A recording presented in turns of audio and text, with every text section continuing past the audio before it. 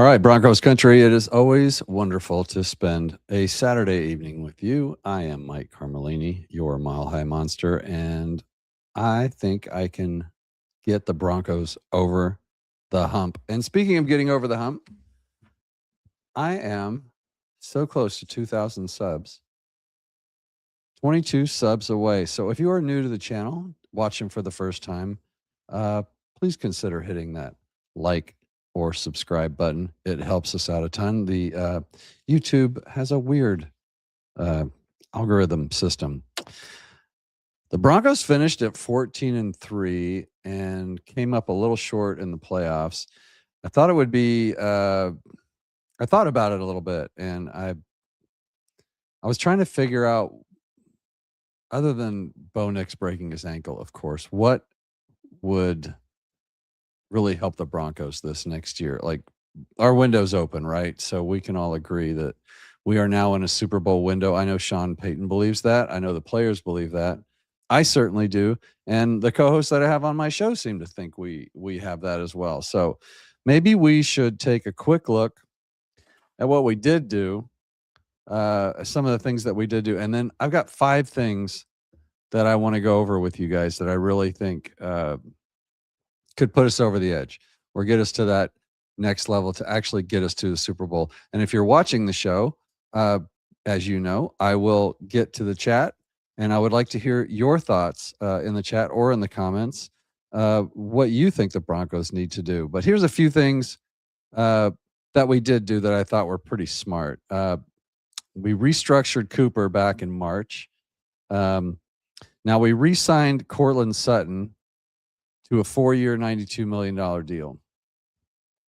Now, with that kind of money, Courtland Sutton should be a number 1 receiver, and he was our number 1 receiver. So I'd like to hear your thoughts on that. I'm a Courtland Sutton fan, but I have thoughts on that, and I have part of this show is definitely going to touch on the wide receiver room. We did lock up Zach Allen in August. Nick Benito in September. And then late in the year, Will Lutz, Malcolm Roach, and of course, Luke Wattenberg were all locked up. The season overall was fantastic. There was the early loss at the Colts, which I believe was the leverage game, 29-28. And then the Chargers came back in the last second and beat us 23-20.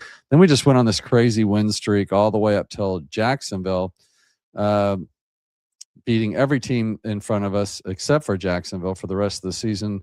That we're going to have to touch on that too, because that falls into my 1 of 5. Now we've got some changes going on here. Now I just saw today. Had a busy day. I was out and about, but I did see today that we did lose another coach, one that we were kind of hoping for maybe a defensive coordinator position if Vance Joseph were to leave.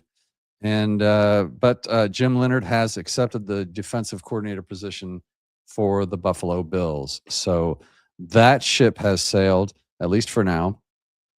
And of course, Sean Payton has fired Joe Lombardi, and he also fired Kerry Colbert and Lou Ayaney. No, Ayaney didn't get fired. I thought he should. It was Austin King. No, it wasn't. Where's the guy's name? Anyways, I can't find him, but he was our cornerbacks coach. He's not even listed on this sheet. I thought he was an interesting fire. And I think what we came up with Ed Mario on last night, and I think that with all the communication problems that the Broncos had during the season, the breakdowns in the backfield, there's a lot of talent in that backfield, and we saw a lot of breakdowns in coverage. So, maybe that was the reason. We'll find out. But it kind of starting to look like VJ is going to be around. Now, when Jim Leonard was still here, I was kind of all for it. But now I'm not sure who's out there. I'd be interested to see what you guys think about that.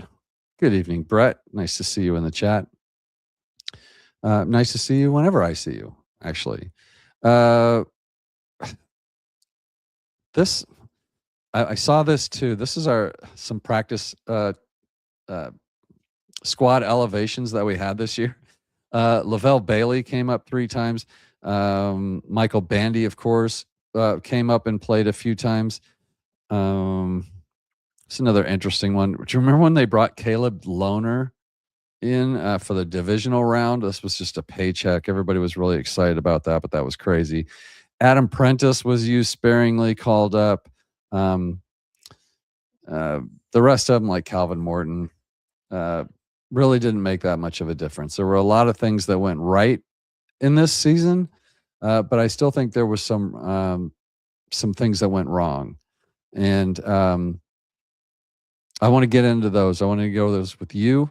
I want to talk about these things. Now, this show, I don't do a lot of solo shows, as you guys know. I usually bring on guests, but I did feel the need to talk a little bit about the 2025 season, how we got here, and perhaps where we're going. I think we need to go back to the 2023 draft first, if you'll bear with me. So, if you remember, we gave up a lot of draft picks and a lot of money in the Russell Wilson fiasco. So, if we're team building and we're team building towards something, we can go back about 3 years and see how we did in those drafts, and I'll bring us all the way through up to see how we're doing, even as far as last year's draft. But if you remember, in round 2 of the 2023 draft, we drafted Marvin Mims Jr. Now, Marvin came on late last season, and we ended up having high hopes for him for this season. However, once again, we waited until almost the end of the season before Marvin Mims started lighting it up again. Now, is that Marvin Mims? Is that coaching? Is that why Kerry Colbert's gone? I don't know. I think Kerry Colbert's gone, the wide receivers coach, because we have a whole room full of wide receivers that couldn't catch the ball, except for maybe Pat Bryant, who I think has the best hands in our wide receiver room. We're going to get to that in our 5 things. And let me change this here because that's cool. Okay, 5 things the Broncos need to do to win a Super Bowl. First of all, we're going to have to draft well. This one doesn't count as one of my 5. But let's see how we've been drafting lately. Marvin Mims is a win. Now, I'm not a draft guy. Okay, I'll leave that to Nick Kendall and Zach Seegers and Mario Vitanzi and all those guys out there that do a great job of breaking down the draft, watching the Senior Bowl, watching all these players. But you and I both know we watch what's on the field. I don't care about the Senior Bowl. I don't care about the Combine. I care about the players that we choose, and then I care about what we do with them when we get them. Marvin Mims was a good pick. Now, he was at 63 overall in the second round, and big playability. We got to use him in a lot of gadget plays. He also showed that specifically in the Buffalo win in the playoffs, it was pretty obvious that game that Pat Bryant was going to be like the focal point of that game, right? And when he went out after his 3rd catch of the game, Marvin Mims just got plugged in there and then ended up catching like 8 balls, everything thrown at him for like 90 yards. So this is a good pick. With the changes this year, there's going to be a lot of changes on offense this year. We may be seeing a lot more of Marvin Mims. Our second pick in the 2023 draft in round 3 was Drew Sanders, inside linebacker. And we all know how that's turned out. He hasn't been able to stay on the field. We're probably done here. We'll see what happens. Another round 3 pick was Riley Moss. Surprisingly, became our starting cornerback. One of the hardest jobs in the league because he's playing opposite of Patrick Surtain, so everything's going his way. And of course, we watched what happened um, in Broncos country, where it seemed like Riley Moss was a love him or hate him kind of guy. A lot of that was the pass interference stuff that he got. Fair or unfair, you know, I'm not going to go back and watch every play, but it looked like about half the time he probably committed a penalty, and half the time he didn't and got called for it. And those are just the ones that he got called for. I'm not saying he committed a penalty on half of the throws, but I'm saying about half of the penalties that he got, he probably deserved, but half of them he didn't, and that's a terrible ratio. So I think he's an underrated player. I think he played really well with Jade Barron sitting there as a first-round draft pick and can't find his way on the field.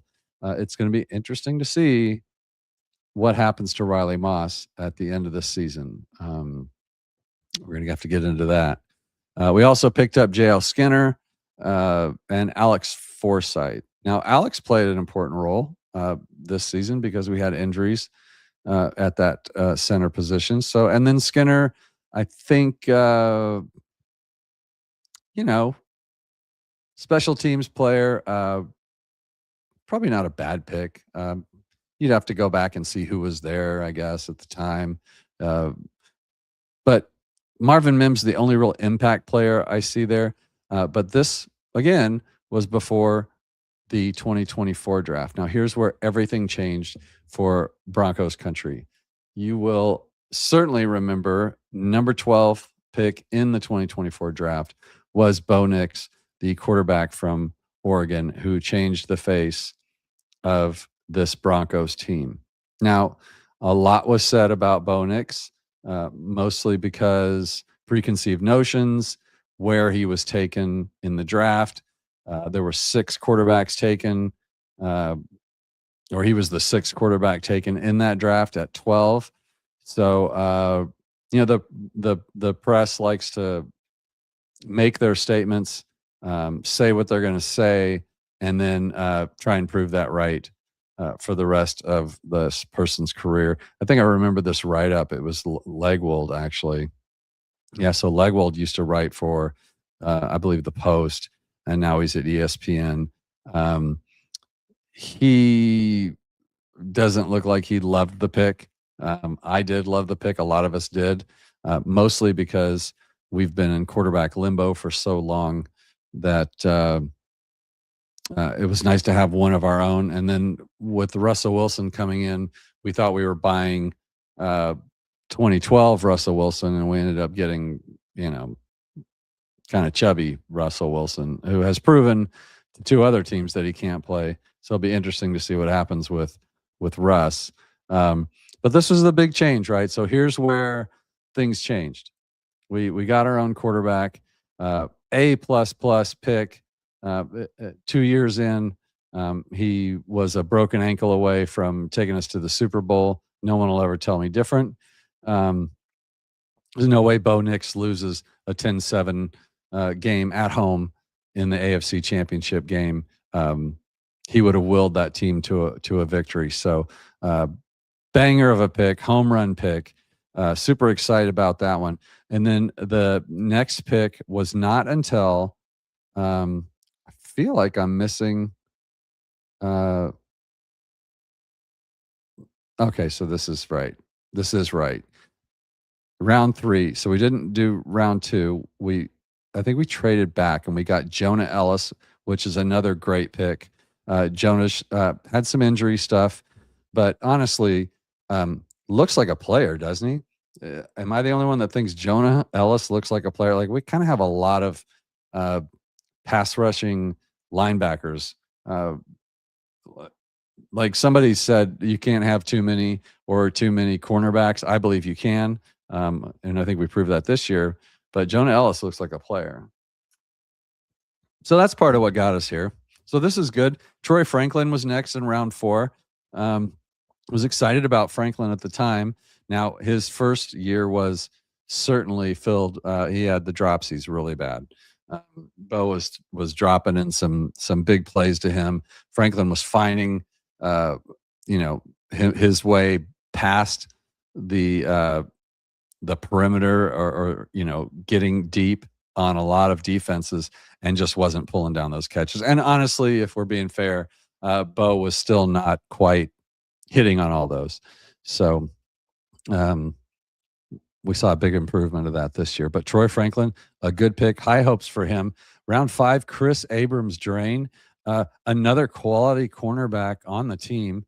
Odd man out this year, didn't get a lot of playing time, but when he did, showed out quite well. Round 5, we went for the big running back. Of course, you remember Audric Estime out of Notre Dame. I was also excited about that pick because of his size. He was 5'11", 220 pounds. Looked good in college, but it just never materialized here. Sean Payton himself said, he wanted Audric Estime to be, this power back, to play that certain role. And Audric didn't see himself that way. And it just turned out to be a bad fit. And it was. And I don't even know what happened to him after that. I'm sure he's playing somewhere. I'm sure somebody in the chat could let me know where he went. Round 7, we picked up Devon Vele, kind of maybe a surprise pick, but I remember us all looking at that pick and getting more and more excited about it. He was great in camp. Came out, had a good year on the team. But then was it the Saints? Somebody came in and said, "Hey, I'll give you a 4th round pick for Devon Vele," and the Broncos were like, "Okay, well, we'll take that. That's for a 7th rounder, we'll take that." At the time, I wasn't really happy about it, but I understood why they did it. But still a good pick. The process was good. Nick Gargiulo was the last pick that we had in the 2024 draft. I believe he's been injured probably more than he's been anything else, so we don't really know much about him. Not really a position of need now with Forsythe and Wattenberg around, and then we still have 5th year Sam Mustipher, or 6th year now, maybe now. So we'll see what happens with him. He might be on his way out. Okay, so this last year, and we're going to get to the 5 things here, but this last year, our first pick in this draft, here's where here's where me and my colleagues differ. Now, at number 20, Jahdae Barron. Now, everybody said this is like an exceptional value, and I hate that term. This is such a good value, a value pick. Well, maybe he was because he was ranked high on people's boards, but he came into the league onto a team, the Broncos, who had arguably the best defensive backfield in the league. And we drafted our number one pick was another cornerback. And then we didn't know what the hell to do with him. So we have this player who has nowhere to go, nowhere to play. He played in some dime stuff. We didn't even have anybody hurt long enough for him to play, which is a good thing. I'm not saying we want injuries, but here we are. Still weaponless for Bo Nix, but we have this luxury pick of Jahdae Barron, and it could come into play this offseason. What do we do with Jaquan? What do we do with Riley Moss? We don't know those answers yet. So there could be a plan now.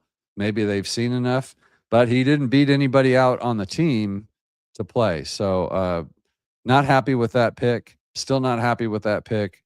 There were still, if you guys remember, so last year we were all talking about the draft, and what did we have our eyes on? Like Travion Henderson, Omarion Hampton, Golden Tate, not Golden Tate, but whatever, Golden, the wide receiver, what I'm talking about. We had our eyes on weapons for Bo, and we went with a cornerback. It looked like a panic pick to me. I think we were all hoping to grab the wide receiver that went one pick before us. Somebody can remind me again in the chat who that was. These solo shows are so hard for me, guys. What's up, Martin? There might be a great sale on milk, but if I have 3 gallons in the fridge already, no bread. Sorry, I'm buying bread. This is exactly my point, Martin, and that's why you're an all-star. Like, yeah, he's a good-looking prospect, Jahdae Barron.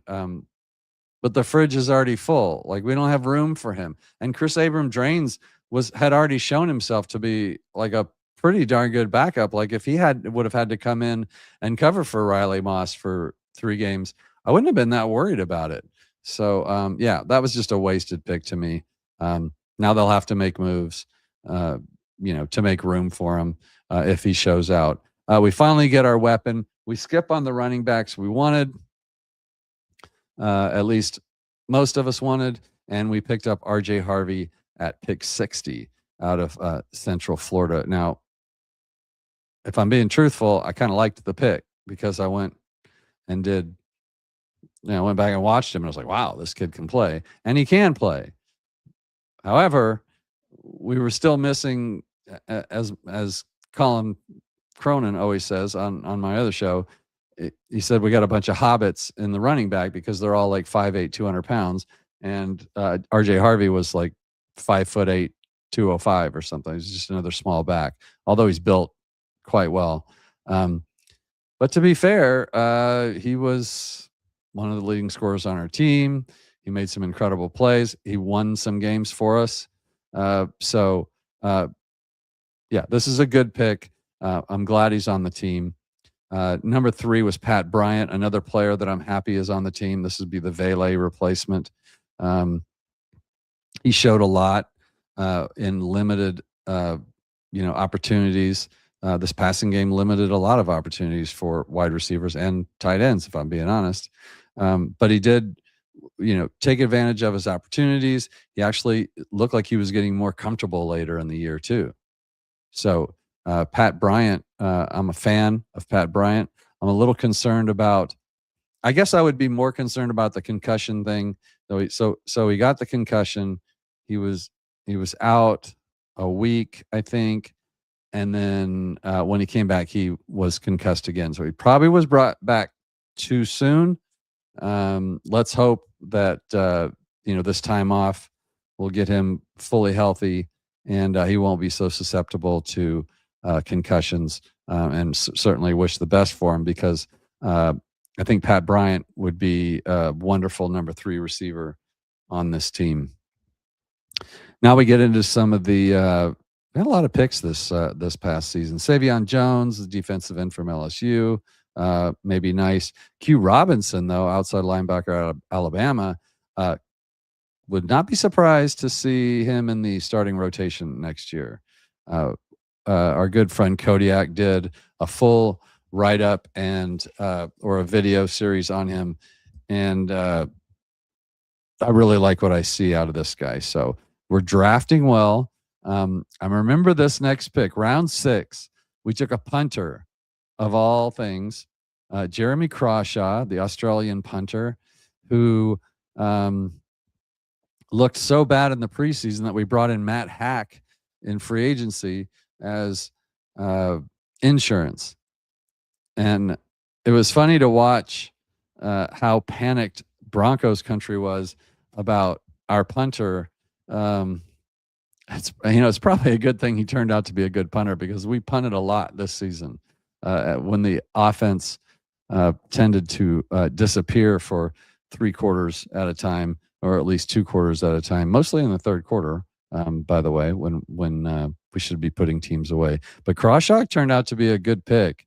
And, he's presented himself well. He averaged 45.7 yards per punt, 25 punts inside the opponent's 20, only 4 touchbacks. So big surprise. It's just a good-looking player.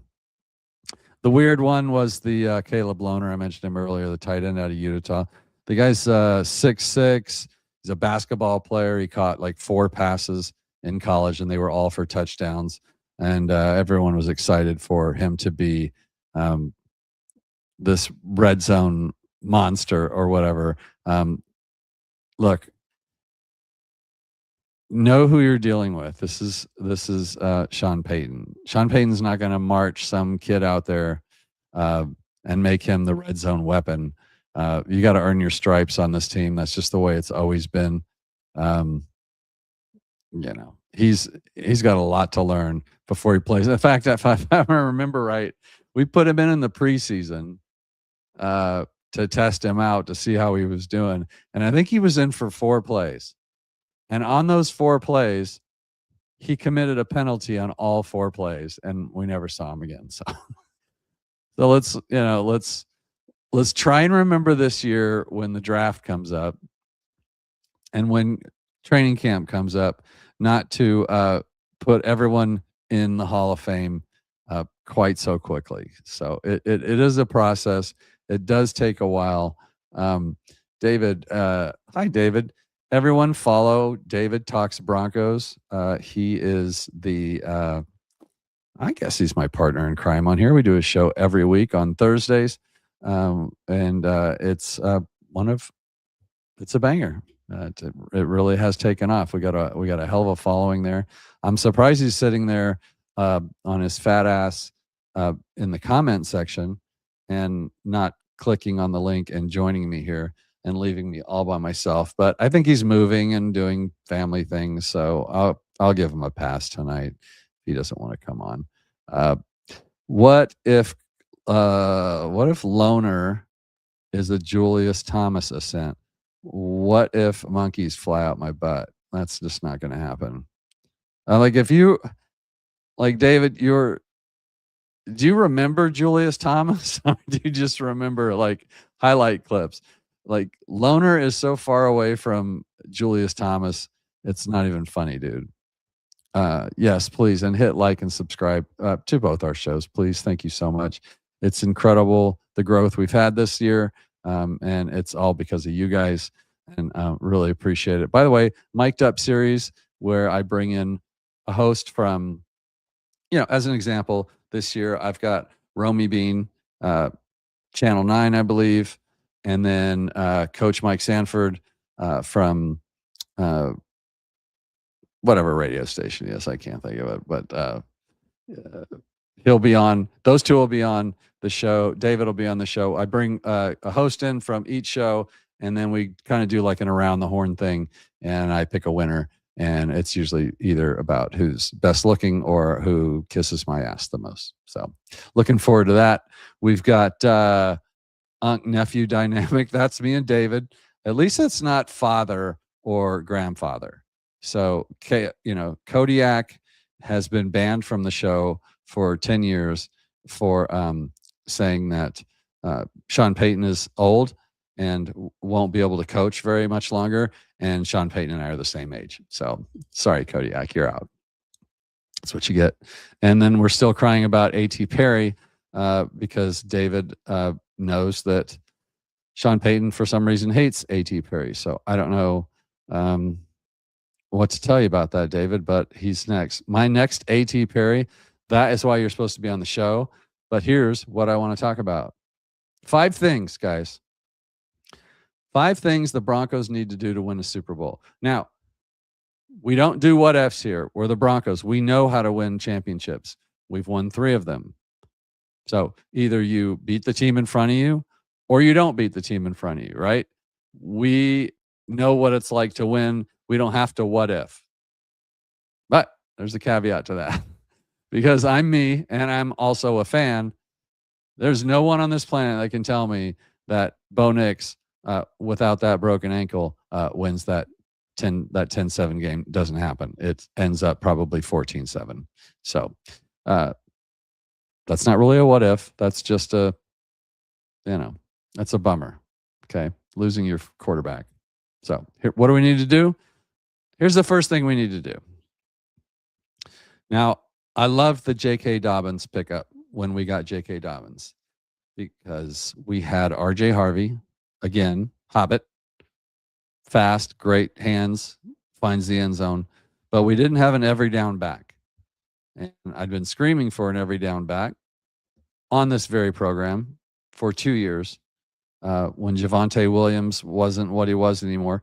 And I'm glad to see that he is in Dallas. Couldn't be happier for him. He's a free agent, by the way, but that's not happening. But we needed somebody in here, and J.K. Dobbins was the number one person on my list. And they got J.K. Dobbins, who averaged over 5 yards a carry while he was here. He was on pace for close to 1,400 yards rushing, even with a head coach who sometimes forgets to run the ball and has to write it on his play sheet in big letters. We were still actually running the ball quite well and went on a nice winning streak without asking too much of our Bo Nix, who is very capable of late game heroics. We were able to run clocks. We were able to win ugly games, high scoring games. We were able to win everything because defense had to respect our running game. But when he went out, the problem is we had no one to replace him. No one. So Tyler Bidet, Jaleel McLaughlin, and RJ Harvey are all about 5'8", 200 pounds. And they're all very good in some respects, RJ being the best.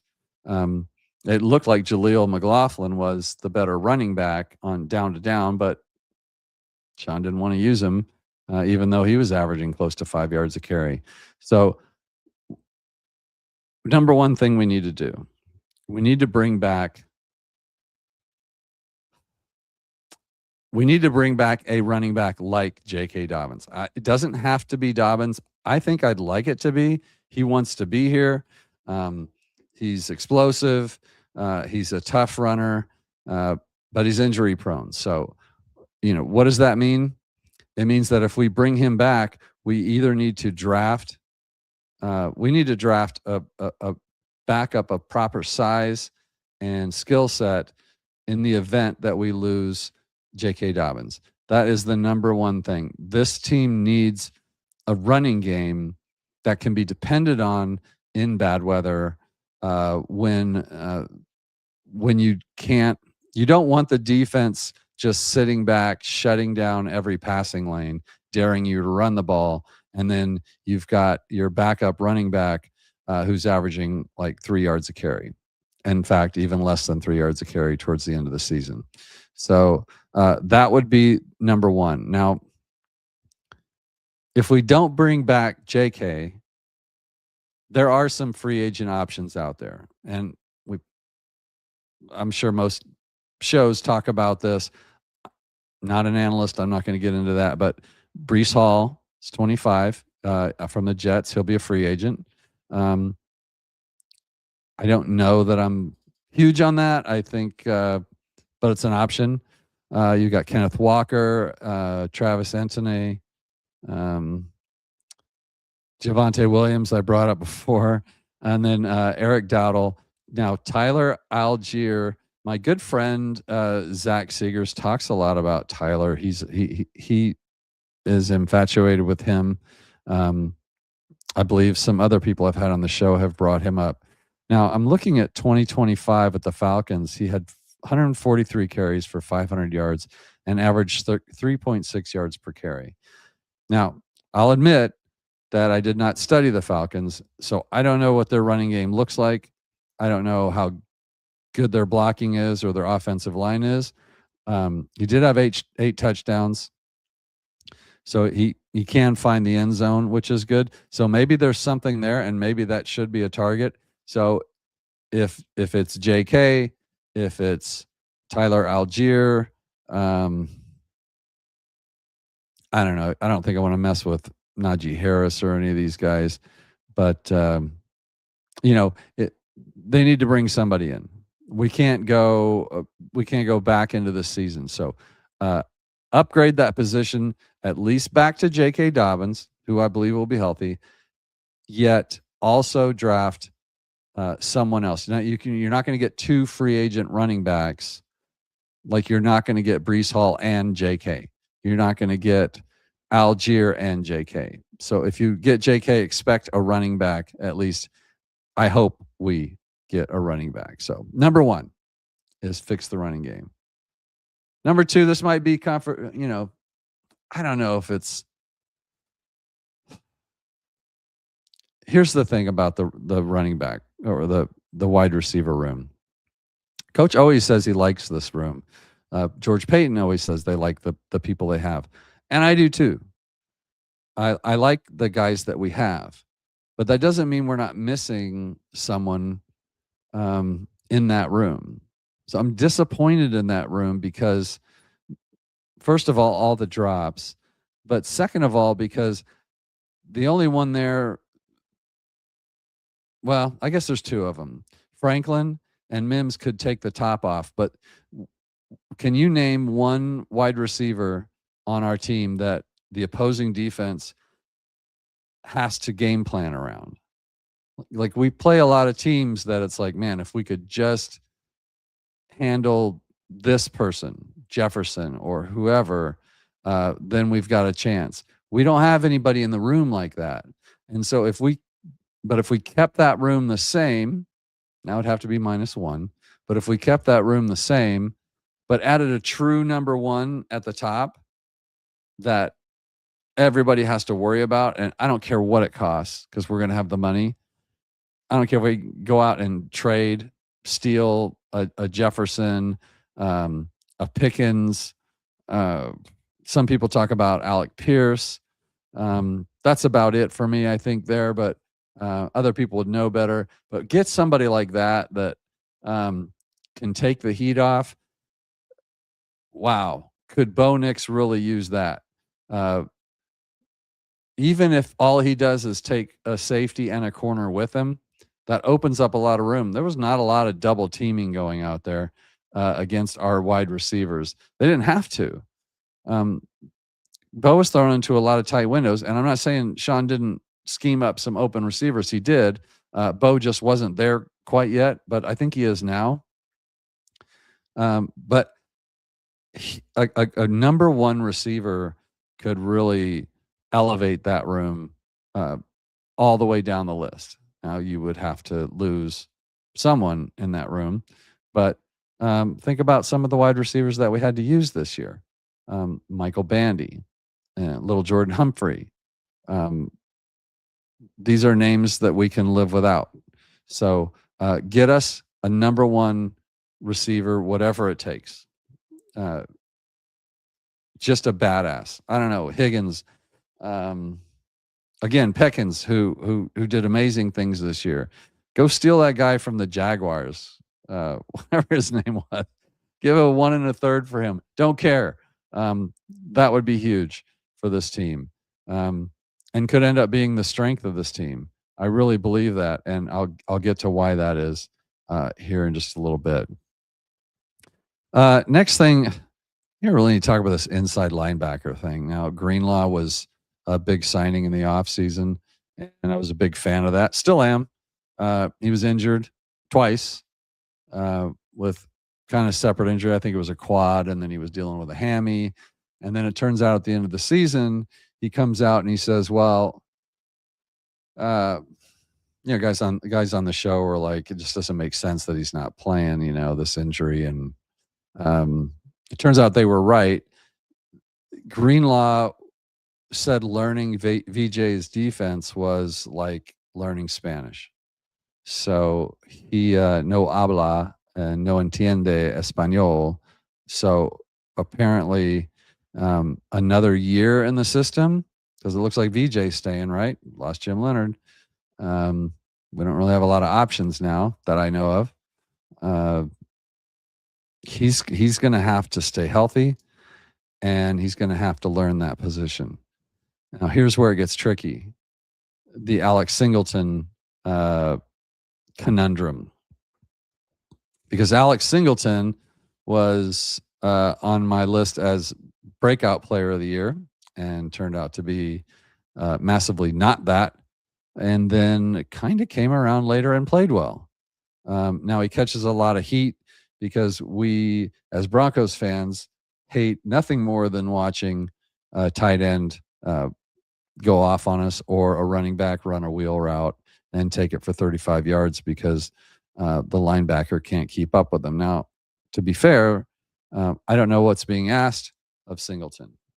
And I don't know that it's fair to expect Singleton to be able to keep up with a running back who runs a 4.4 out of the backfield, catches the ball and runs. Like, I don't know if he's keeping up with him. So I kind of wonder if that's just a defensive, a weakness in our defense more than it is about Singleton. And then Sternad, did he show more than Singleton when he was out there? Did he show more than Greenlaw? Did we ever see Greenlaw and Sternad out there at the same time, or was he always replacing one of Singleton and Greenlaw? Either way, it feels like we have a weakness in that area of our team, right? So I expect movement there. Now, Devin Lloyd is available, and I would move hell and earth to get Devin Lloyd if I were the Denver Broncos. If a healthy Greenlaw and a Devin Lloyd in the middle of our defense, with Hufanga hanging out right behind him, doesn't excite you, maybe watch some more Devin Lloyd and then watch our defense and see how some teams were able to just run right through us like a hot knife fight through butter, especially late in the season. Devin Bush is out there. Nakobe Dean, what do we got? I don't even know who that is. Quay Walker, he's 26 years old, rangy, and he can cover. So there's some options out there. I'd be surprised if the Broncos don't pick up somebody for that inside linebacker room. That is the weakest part of our defense, and something needs to be done about that. Let's get caught up here. Sean Payton is almost at the age where he needs his DL taken away. It's tragic. His driver's license. Yeah, you're a funny guy. You're a real funny guy. Martin's back.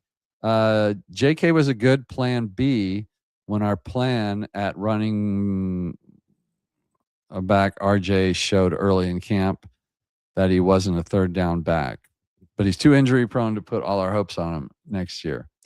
Now, I agree with I think I agree with all that. So Martin, here's what I will tell you what I do know. JK was not ever the plan B. J.K. Dobbins was brought in to be running back one. And a lot of you may not believe me, but I do know that for a fact. So J.K. was the starter. He was brought in to be the starter. And R.J. was brought in to be that running back, to change of pace, 1B, whatever. I don't think that that Sean Payton ever pictured RJ, running the ball on first and second down every game. That was always going to be JK. The part where you are absolutely correct is he's too injury prone to put all our hopes in him next year. It was true for last year as well. He being injury prone, and I guess at the beginning of the season, I would have argued that he was injury prone. I will no longer argue that he's not injury prone. He is injury prone, but he's also a fantastic running back, and I hope we bring him back. But again, Martin, first of all, Martin, all-star, thanks for always being on the show. This time they need to have a backup plan, and they didn't, and it was criminal that they didn't. Jay Weaver, I saw you up here. Orange and Blue Network, guys, what a great channel, and amazing. The growth on this channel is actually starting to hit that curve that I like to see from channels. So if you're not familiar with Orange and Blue Network, get over there. Nothing Rhymes with Orange and Blue, I believe, is the name of that show. A.T. Perry, We Cannot Live Without Mike. I don't even know what that means. David, who's a trader and isn't on the show. If we sign George Pickens, that would change things. Genius. David, this is why everyone follows you, because of genius takes like this. Yes, if we sign George Pickens, that would change things. Yes, it would change things. George Pickens is amazing. And we tend to think of people like George Pickens as problems, or they get a reputation of being, bad teammates or whatever. Now, I don't know his whole history, but here's what I do know.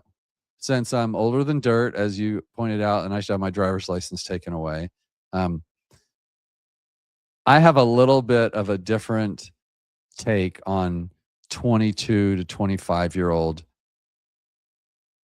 men playing football in the NFL. Now, if you guys are being honest with yourself, and I hope you are, if you're watching this show and you are 25 years old ish, or you're 50 something years old, if you're 50 something, you remember exactly what you were like when you were 25 years old. If you put a couple $1,000,000 in my bank, I was a little shit anyway, to be honest with you. I had two things on my mind. I'm married now, and life's very different. I have 3 kids of my own. All of 2 of them are still young enough to play. In fact, all 3 of them could be old enough to play in the NFL, but they're all still kids, kind of, right? So I tend not to judge players too hard on being pouty after games, or complaining about not getting the ball as much. You're still learning. Remember, every person on earth is, we're all going through this at the same time for the first time. It's like, oh, my dad, he was such a this, he was such a that. And when I think about my dad, and I heard somebody say, your dad was going through life the first time. Like, there was no book on how to raise kids, or how to talk to your son, or all that stuff. And it's incredible how some people would be totally against this George Pickens pickup because of some perceived he's immature. Well, of course he's immature. He's a freaking child. And he would say, I'm a grown ass man. And he would believe it, but he would be wrong, because he hasn't made all those mistakes and he hasn't learned from them yet. So, but I would love George Pickens here. Martin comes back in and says, we need a game changer. It doesn't have to be a wide receiver. Yeah, it does. It could be a running back. Yes, it should be both of those, or a tight end. I think we already have one, but we definitely need a star. Yeah, I'm just messing with you a little bit, but I love this statement. We don't have a lot of game changers on this team, and it's a defense that keeps us in games, and an offense that comes through at the end of games. And why is that? It's because of Bo Nix, not because of the weapons that we have. Very rarely did you see, and you saw a few, you saw RJ, do like a 40-yard out of nowhere run touchdown, or, Marvin Mims breaks free for a deep, but it all kind of centered around Bo Nix. He could very much like for him to have the ability to point guard some of this stuff, and having a star wide receiver and an actual star running back. Now, tight end, let me touch on this. Now, this is something I feel very strongly about. Evan Ingram looked great every time he got the ball in his hands, but he only got the ball in his hands like 5 times.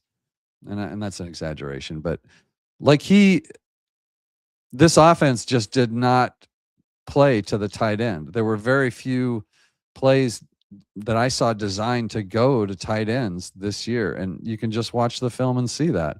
They were just taking up a spot, and the play was designed to go somewhere else. So we underutilized our tight ends. Now, Troutman is a blocking tight end who makes incredible catches for some reason, but he's not that kind of guy we're talking about, right, Martin? We're talking about like actual weapons. The Joker, we talked about the Joker a lot. Remember, offseason, it was all about who's going to be Sean Payton's Joker. Well, we kind of have a Joker now, and it's RJ Harvey. But Evan Ingram, trying to remember the game it was that he played in recently that, he caught a ball. It was kind of an innocuous play, but then like his speed turned up and it was like, holy crap, where's this guy been and why can't we get him the ball? I don't have the answer for it, but I honestly think that he has enough left in the tank where he could be our star at tight end. So wide receiver and running back are the two that I agree with you on, Martin, for sure.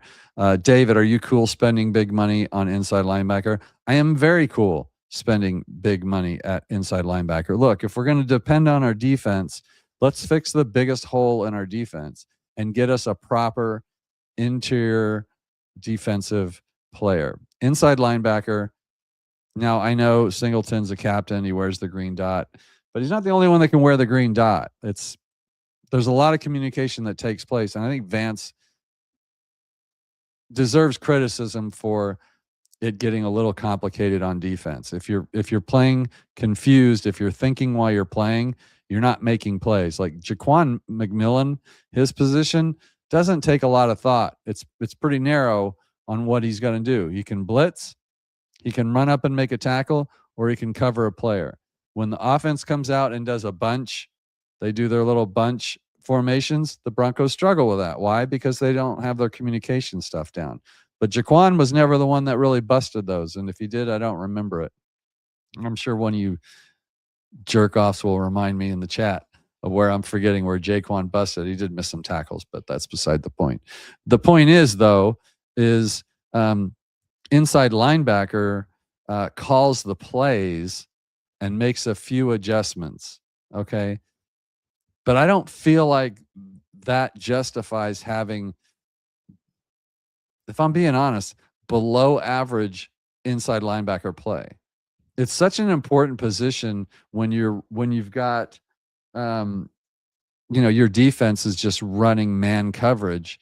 And we're in a league now where quarterbacks, although they're not all running quarterbacks, like would you call Bo Nix a running quarterback? You shouldn't, because he's not.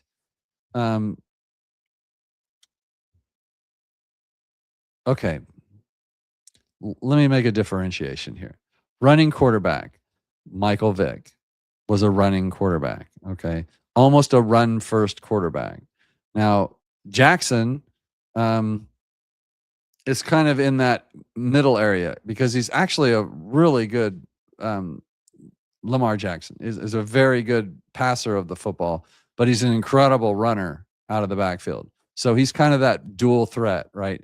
But I'm just talking about your average, I can run the ball if I need to quarterback. That's Bo Nix. That is also what we saw out of Drake May, who is not like the fastest guy in the world, but can run the ball.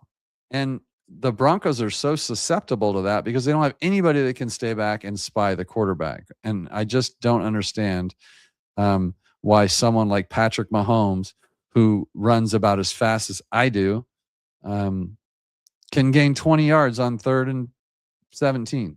It's just unacceptable. And I think that's inside linebacker. So, yes, I would pay a lot of money for an inside linebacker. I'd rather sign George Pickens with big money. I would too, if given the choice, but I think we have enough money where we could do both, and I would be fine with both of those. Now, I know that would mean Franklin Myers or someone might not be back, and that's okay because I think these are bigger needs. If JK was always intended to be our starter, why did we wait so long to sign him? There were several reasons. It wasn't just JK per se. It was that type of player that we were looking for, Martin. So we were trying to find an every down back, and then it turned out to be JK, and that's why he was brought in. If you go back and watch the shows right around that, you'll hear me, or probably even on Twitter, you'll see where I said, we didn't bring this guy in to be a safety net or a second string running back. We brought him in to start, and I was proven right. He was definitely our starter. So, Jesse, first time I think I've seen you. What's our first round pick? Would love to see Sadiq out of Oregon. May have to trade up. I wonder. I know that a lot of people are already. What do they call it? Like predicting that would be ours. Mocking him. Can you tell already that I don't do mock drafts, or I don't? You probably missed that part of the show. Like I just don't. I don't get enough. Like I just kind of wait to see who we get. Like mocking drafts to me and trying to figure out who it is fun fodder to talk about on the shows. And I do go on other shows and talk about that stuff, but I won't do it on my show because I'm an idiot and I'm also way too busy to do mock drafts and figure that out. But I did see Sadiq right up there as our first pick. So could be. I think we'll know more after the combine as we get closer. The guys will probably wrap their head around who we're going to go after. So, all right, David. David would like to see us sign JK back. I would too. Sign a big-time running back above him and draft a running back in the draft and have 4 people we can depend on. See, this is where David is messing with me. We will always keep 4 running backs on the 53. Now, he's actually, I think he's kind of serious here. So I would like to see JK back. I don't think we'll get JK back unless, now with the injury, this could be a vet minimum signing, right? So we could bring JK back and still sign a running back above him. But if we did that, I doubt we would draft a running back. Maybe in the later rounds we would, because we would have Harvey. That would be our top 3, and then everybody else is, practice squad type guys. So, but you would have, for some reason, probably Jaleel or Tyler Bidet there to get elevated and have 2 carries or something. That's correct. Facts, Jay, long live A.T. Perry. Pour one out for A.T. Perry. Where did he go? Pittsburgh? I'm sorry, it's a heartbreaker for you. Cody, my guy, comes in on my lunch break, but had to support. Thanks, Cody. I appreciate that, man. And I will keep killing it, which by the looks of this, we're kind of killing it. So that's good. Thanks for always being in here, and thanks for always interacting on Twitter. If you guys don't follow Cody, get over there and follow him. I believe he has a new show coming out here soon, so you better get on board with that while you can. All right, next up we just did the running game. We did fixing a true wide receiver. We hit the inside linebacker position. Next up, man, we got to do something about this defense. Now, I was kind of one of those that was kind of hoping VJ would get a job as a head coach. And here's why I say that. There is a lot of defensive talent, a lot of money spent on this defense. Now, I don't know if I have this in front of me, but I kind of do. All right. All pros on our defensive squad. Zach Allen, first team. Special teams, Devin Key. Patrick Surtain, who is second team All-American or All-Pro, which is crazy, should be first team. And Hufanga. So we have 30%, at least 30% of our defensive players are all pros. Plus, a lot of Pro Bowlers should be on there. Like, we have a great bunch of talent on this defense. So I sometimes wonder, like a good example would be the Buffalo game. If there's anybody in here that can tell me that they thought our defensive plan against Buffalo was really good, I would like you to explain yourself. because they kind of ran and passed roughshod over us. And the only reason the defense was able to do anything was because they kept fumbling the ball or throwing interceptions or, just doing stupid stuff. 5 turnovers. Like, that's not sustainable. They didn't punt one time in that game. Once. And if they did, it was in overtime. No, it was an interception. I can't remember. But the defense literally did nothing to stop the Buffalo Bills that game. It was 30-33 was the final. This is not winning defense. This is not a great defense. These were bad calls. This was it was a mess. But we got bailed out by some really good defensive players that are on this team. So if VJ left, maybe somebody could take advantage of some of these players. I don't want to take everything away from VJ. I did think he game planned some games very well. But when I heard him say, like right after the break, the Denver Broncos defense started to falter. They started to get cooked a little bit. And it wasn't just playing better. I did not like watching Marcus Mariota tear up the Denver Broncos. Like that's just ridiculous stuff. That stuff shouldn't be happening with a defense that we're going to sit here and talk about as one of the great defenses. And we were trying to come up with a new name for the no-fly zone, and we're trying to come up with the orange rush, or we're trying to give this defense a name, and yet it falls apart late both seasons where we've really needed them, and certainly needed them in that Jaguars game. Now, and then the Giants dropped like 30 on us. I mean, there's just a lot of that going on that doesn't make sense to me. So when asked about this, VJ said, well, it gets hard late in the season because, teams have figured you out. And if that's probably the most hated response I heard all year as a Broncos analyst show fan, like that's just such a lame excuse. Like, we should be figuring out their offenses too. And other teams don't seem to struggle to make adjustments to play better as the playoffs come. But for some reason, Vance Joseph is like, well, they got us figured out now. So what can you do? Well, what you can do is maybe try something else or know more than one type of defense, which is your defense is basically let them do whatever they want between the 220s and pray to God that your red zone defense is good enough to hold them to field goals, and then we get touchdowns. That was our plan every game. So opposing offenses just spend the whole week working on red zone offense, and then they score. And then there goes our plan, and we can't stop anybody.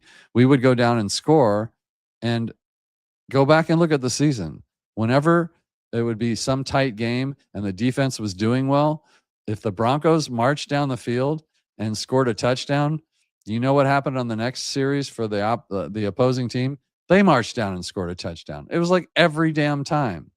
So miss me on that. Miss me on how hard it is to play defense late in the season. That needs to be figured out. That is my number 4. We cannot have these defensive swoons or slumps late in the season. Like, have other game plans maybe in your pocket. Or don't crawl into a turtle and give them, 60 yards of the field for free, and then hope you can hold them when they're down to the red zone. I just feel like something needs to be done there. I do feel like Sean Payton feels like something needs to be done there too. Sean Payton's made a lot of changes on this staff this year, firing one of his best friends.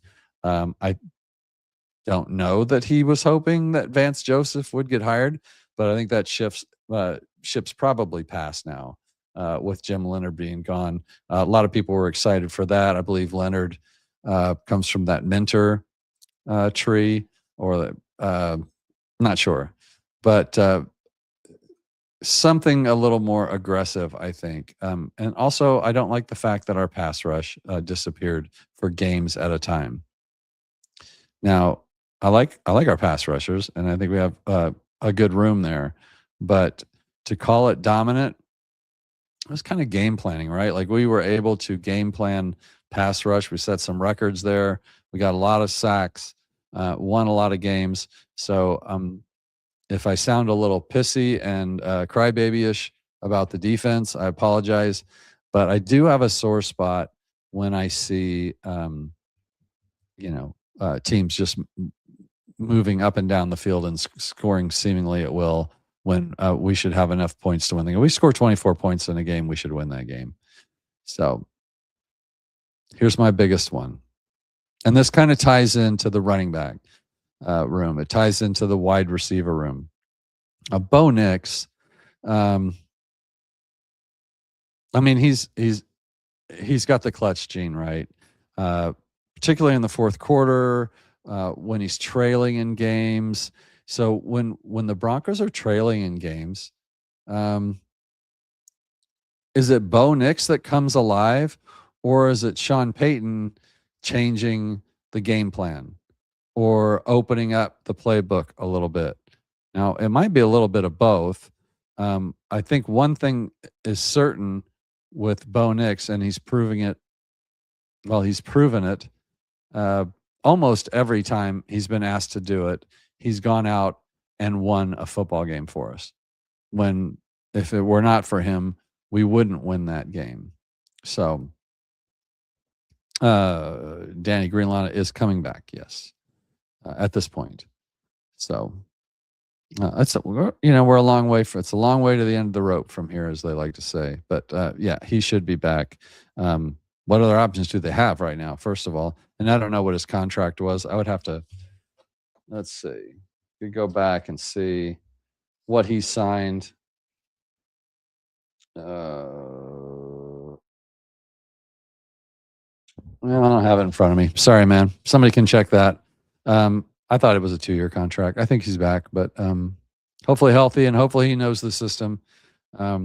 It's the other side that we need to worry about. But back to Bo, back to letting Bo cook. In the fourth quarter, Bo was one of the best quarterbacks in the league in the fourth quarter, and it wasn't really close. Let me see if I get some numbers in front of me. I'm not a big numbers guy, but I did want to put something. So when trailing games, 63% passing, almost 2,000 yards, 7.2 yards per attempt. Now, these are higher than all his averages, 17 touchdowns and 2 interceptions. So, and a passer rating of 102.4. That's elite level passer rating. Okay. This is when Bo Nix is needed most. When Sean says, I don't know. I know we didn't do anything for the last quarter and a half, and now I need you to go to win the game for us. And then he did it every time. If there's a time he didn't do it, I'm not aware of it.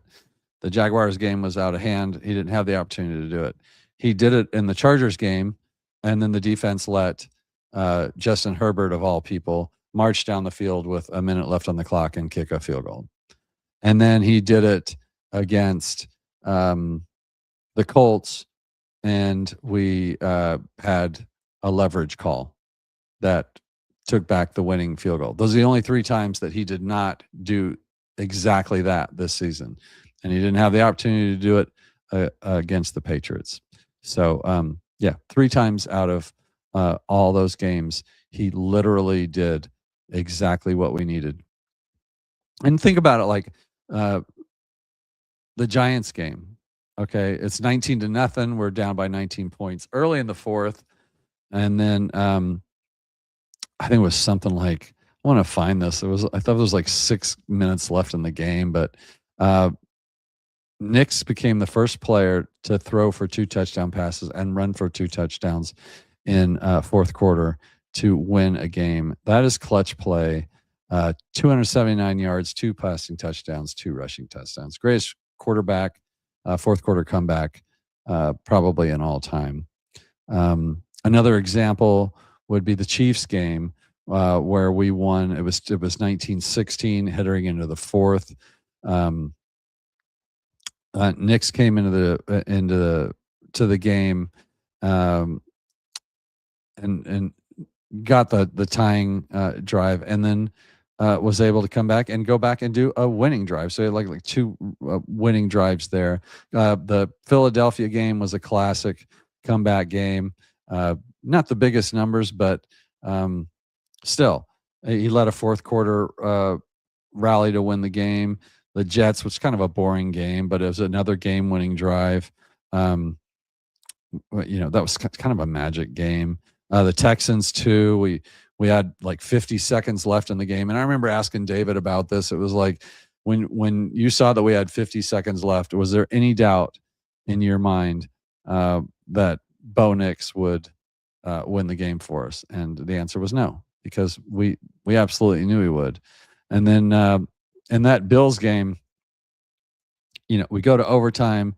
In fact, we were down after leading. We were down, and then he runs an 8-play, 73-yard touchdown drive and hit Marvin Mims from 26 yards with very little time left on the clock. Just clutch stuff like that. So my point is why do we wait until the last minute to let Bo go? Go be Bo. And maybe that's why we're seeing changes on the offensive staff this year.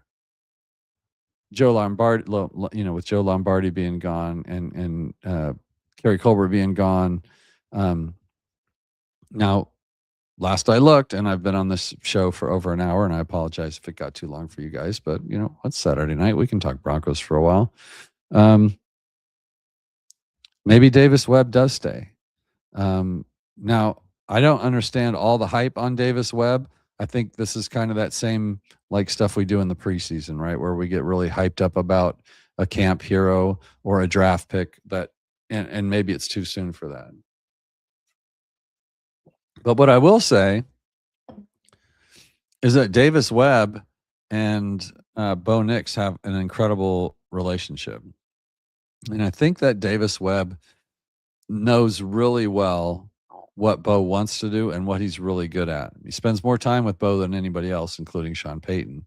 So Sean Payton obviously had a disconnect where he's the play designer. Sean Payton designs the plays. He hands that off to Joe Lombardi, who goes to practice, goes to the meetings, explains the plays, practices the plays with the players. Sean checks in. Davis Webb has these plays. Joe Lombardi has designed these, not designed them, but has implemented them into the practice routine. And then Davis Webb comes to Bo and he's like, all right, we've been practicing this play. Based on this coverage, what do you like best? What do you like to see? What would you want the wide receiver to do here? Kerry, Colbert. Okay, if we see this, make sure he breaks this route off, or make sure he curls this, or make sure he sits here in the zone. All that stuff is supposed to be happening.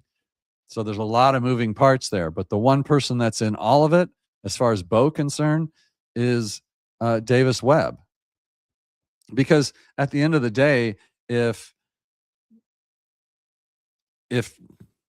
Courtland Sutton is not going to run a curl route, he's going to run an out, but Bo Nix hates to throw that pass on this side of the field on the hash marks because of this coverage, and that communication doesn't go there, and then Courtland goes that way, it messes things up.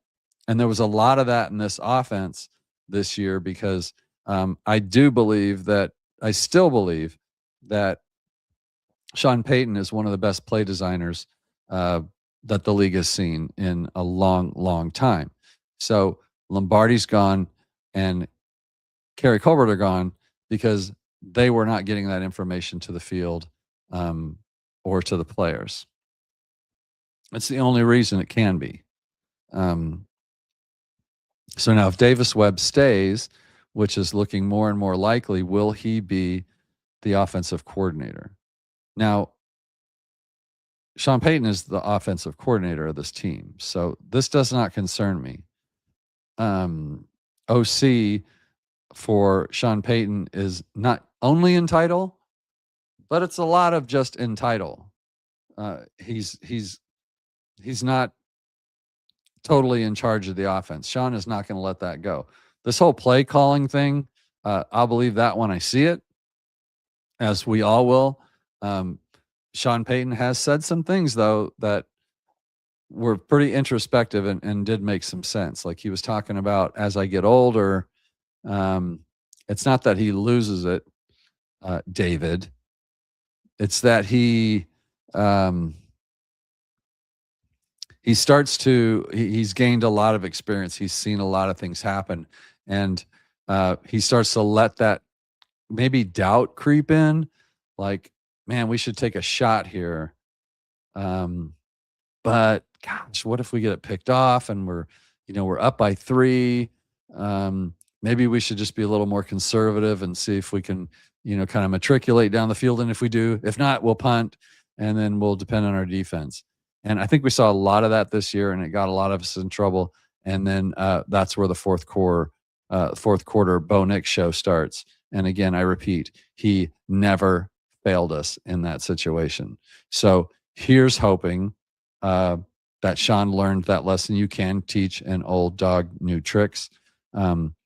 Davis Webb has only called, it's funny because he's literally called one game, and everybody is wanting him to be our play caller. He might be the next Sean McVay. I don't know. Nobody knows, because he's only done it once, and it was in a preseason game, and I think it was with Jared Stidham. So even though we kind of lit that up and it looked really good and smooth, it was a preseason game. You don't learn anything from preseason games. You learn if people can drop the ball or catch the ball, or if somebody's got a good arm, but you don't really know how good your team is or how good your defense is, your offense is, because everybody's just playing their basic stuff.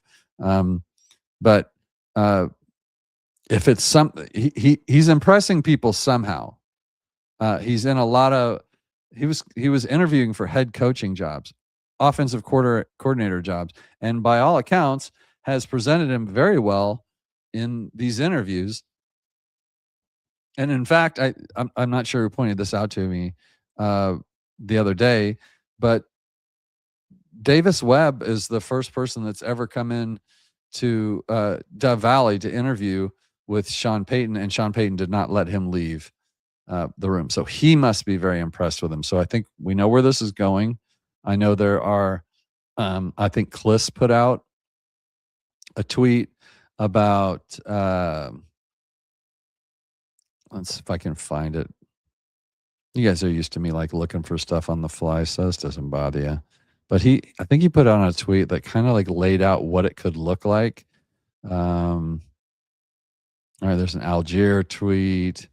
There's Seattle Seahawks can go up for sale next year. I put that in there. Joe Flacco's going to the Pro Bowl. My bookmarks are funny this time. Declan Doyle. Now, I guess I didn't bookmark this tweet, but it was from Kliss, and he kind of laid out with the moves that we have made and the interviews we have made. All right, so there's still two Mike Klisses, and we got to figure out which one's which. Okay, this one follows me. I'm assuming this is him. All right.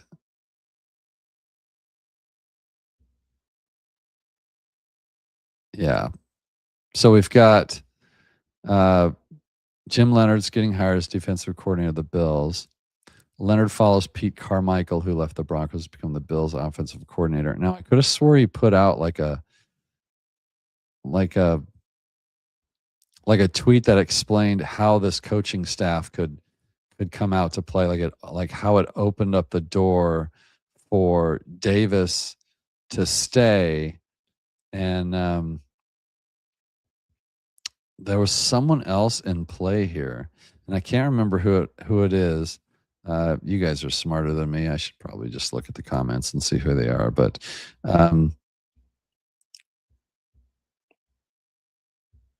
I guess what I'm getting at is the defense could look quite different than it did this year, and I hope it does. And I hope it looks more aggressive.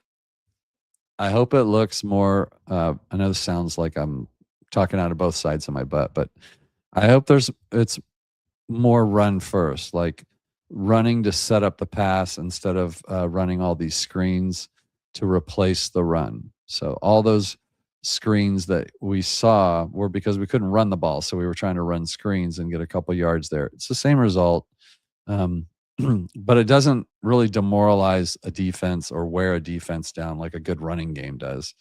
No play action, not enough play action. I saw somebody write um, an article the other day about how much Bo loves to run play action, and I thought this person hasn't watched a Broncos game in 3 years. So, um,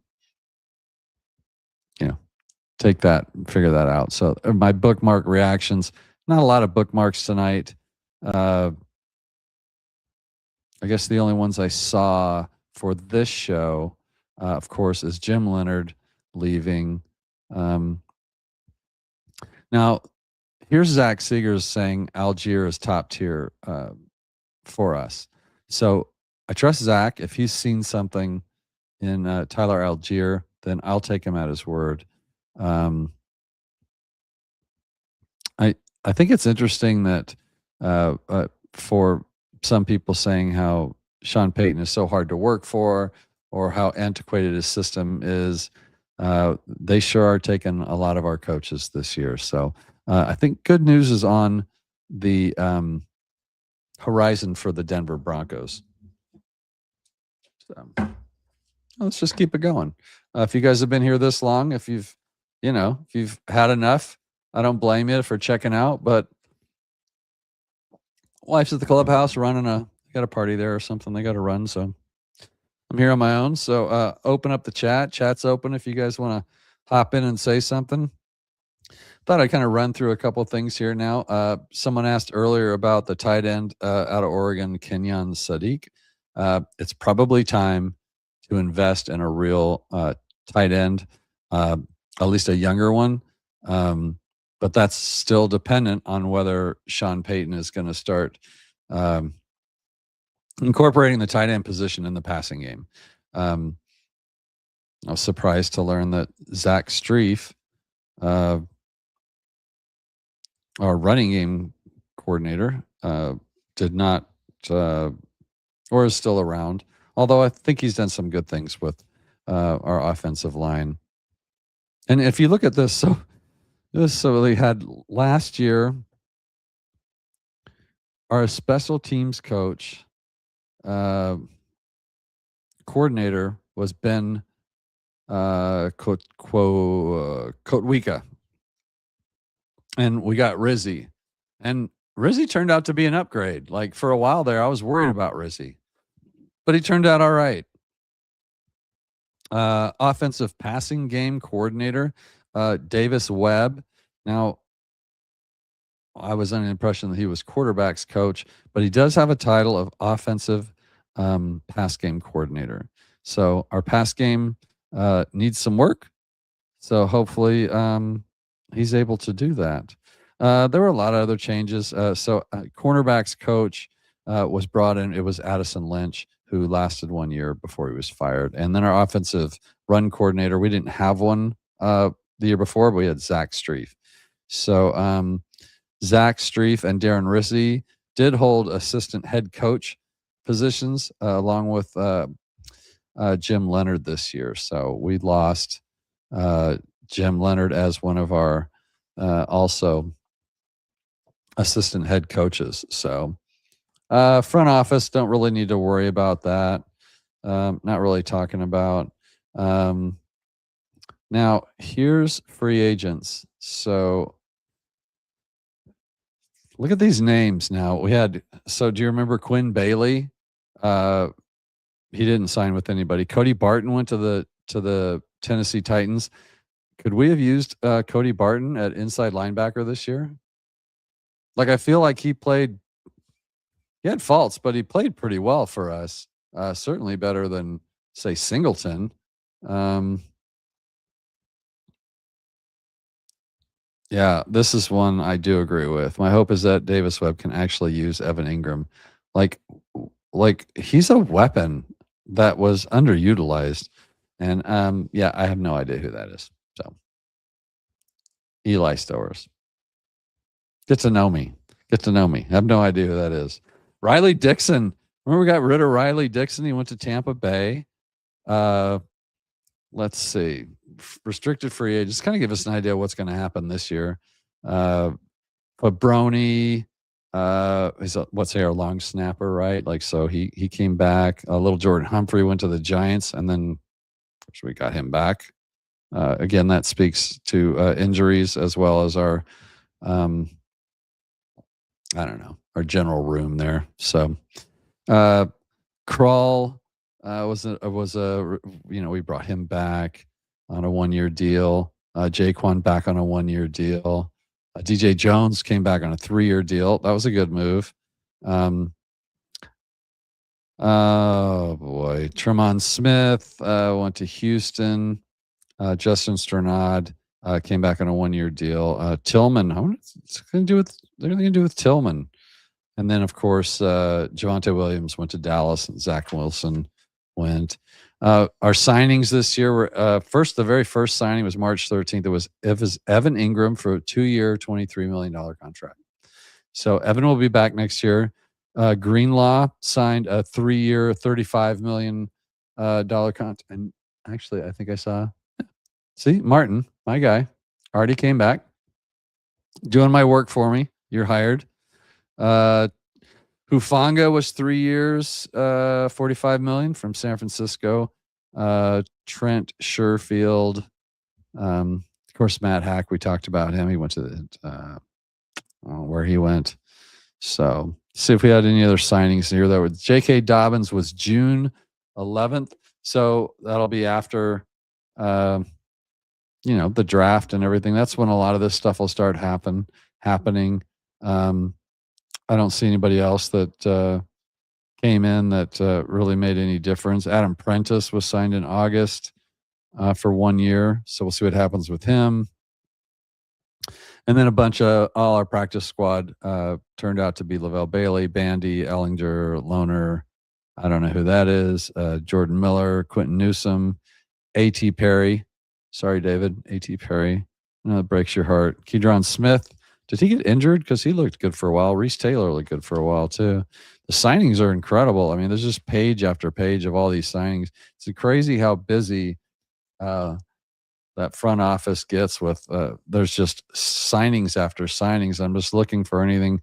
We brought Throckmorton back. I believe he got some playing time this year, didn't he? Deuce Vaughn was interesting. He's like the smallest running back in the entire NFL. Yet somehow we felt like we needed another tiny running back.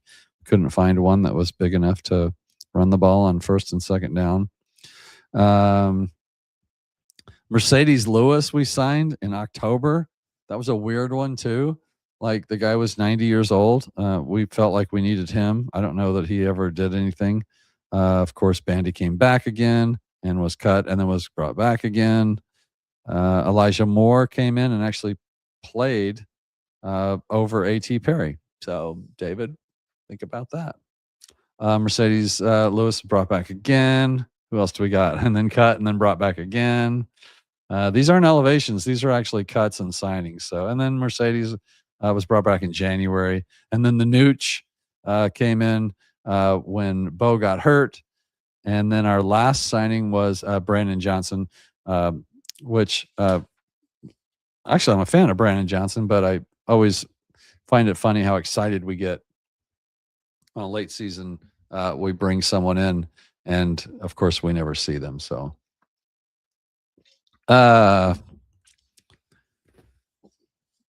we had a lot of departures this year, extensions. I think we kind of covered that. Coop, Sutton, Allen, Bonito, Lutz, Roach, Wattenberg. We'll see what happens with these other guys.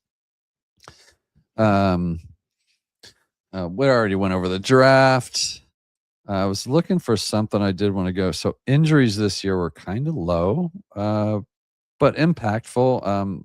A.T. Perry, um, David, that's for you. Went out ankle injury, physically unable to play. That basically ruined his whole system for you. Whole season, David, right there. So we always forget. And then Dre Greenlaw, quad, was on injured reserve weeks 1 through 6. Nate Atkins was another huge one. Let's see, who else do we got here? These are all things that affected the team. Malcolm Roach was out for weeks 1 through 5. I forgot about that. Evan Ingram only missed one game with that back injury. Ben Powers, of course, I think he had a bicep or a pec or something. And I thought we had a pec for PS2 somewhere as well. But yeah, injuries played a part. Yeah, there's Patrick Surtain week 8 with his pec. These are all things that had an effect in our game. I don't think you could point to anything more than week 10, J.K. Dobbins with that Liz Frank. Basically, that's a crack in his foot when you put pressure on it. That was a killer. Looking at the rest of these, Pat Bryant, Greenlaw showing up again with a hamstring. So now we've got Greenlaw, who came in with a reputation of being injured, and JK with a reputation of being injured. And sure enough, they both were injured. Let's hope this is the year that this next year is, because I think they both come back, and I hope they can stay healthy. Wattenberg, who came back later in the season, and then of course Franklin with the hamstring. I think we missed him too. So I think we kind of went over the season, and we don't need to do the whole season. I think we're going to do. I think David from David Talks Broncos, Zach Seegers from Let's Talk Broncos, and I are planning on doing a year in review. My guess is we'll wait till after the Super Bowl to do that, just so we've got the whole picture. We will do that before, say, the combine, and just kind of put a closing on the 2025 season. Yeah, keep an eye out for Sadiq. Keep an eye out for Nicholas Singleton, and coming up in the draft. But yeah, these 5 things to me. If you guys have any other thoughts, let me know in the comments. Be sure and like and subscribe. But imagine a running game. Imagine, well, first of all, imagine that holding call in the end zone against Buffalo, which would have ended that game with a safety. Then we would have had Bo Nix in the AFC Championship game. So to break your heart, I'll bring that up because it still breaks my heart to this day that it was an unnecessary play that didn't need to happen. Martin, I still say we need to put all this Walter Penner money towards making our scouting the best in the NFL. Who are the best scouts? Wherever they are, we need to sign them. They cut some of their scouting department last year, which was really weird. And I have that stuff down there, but I've got like 50 pages of stuff. I don't want to dig through it now. And you guys don't want to wait for that kind of stuff. But I think the Broncos do a pretty good job of scouting, honestly. I would agree that this is an important draft for us. But I also know that we're going to have a lot of money to spend. Our window's open. The Broncos team, the Super Bowl window is open. You don't make the AFC Championship game. This is the second year of our rebuild, and we're in the AFC Championship game. It doesn't get much better than that, ladies and gentlemen. It's a great place to be. I know that you guys are like me, and you have a bit of a sour taste in your mouth from not just the game against the Patriots, but how winnable that game was. 10-7 at home. Just incredibly depressing. I'm getting great views on this show, by the way. Thank you guys so much for coming in. Please, 60% of you that are watching are not subscribed. We started at 1970 something. We're at 1982, so now we're 18 subs away. So we were at 22 subs away. We're at 18 subs away from hitting 2,000 for the first time on this channel. That's just for a 1-year show, just starting my second year. I can't thank you guys enough for wanting to come back and talk. But a lot of you that do watch, don't take that simple step and just hit subscribe. And if you hit subscribe, then you can just ignore me forever. I would just love the subscription. I just want to be able to have bragging rights, so I can call my mom and say, "Hey, Mom, I hit 2,000 subscribers," and then she'll finally, stop saying I'll never amount to anything. So that's not true. My husband and father of 3. So, and I'm a Broncos fan, so I have everything I could ever want, and I'm surrounded by wonderful people like David Talks Broncos. Yes, after the Super Bowl. So Zach Seegers, Let's Talk Broncos, David Elway from David Talks Broncos, and Mike Carmelini from the Mile High Monsters will be doing a full review of the kind of a look back of the 2025 season that was, what we did right, what went wrong, and that's kind of what I talked about tonight. Maybe that's what I hit on. I really kind of just wanted this show to be like what I saw from the team. So being the elder of Broncos country, the Unk, as David calls me. Like I was around through all the Elway years, and I saw like how close you can get and how hard it is to get there. But watch like the 1 or 2 pieces, like the Terrell Davis piece for Elway was just one of them, and it was also the Shanahan change. So we had Dan Reeves was our coach, who was able to get us very close. John Fox was able to get us very close. But what would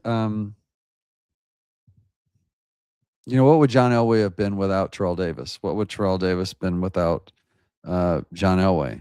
We'll never know. But what they are is 2-time Super Bowl champions. You think about the Peyton Manning years.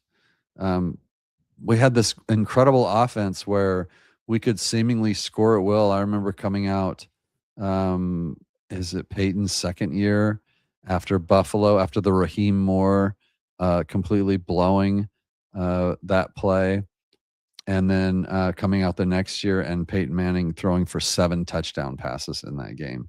Like, you make small changes that make huge differences.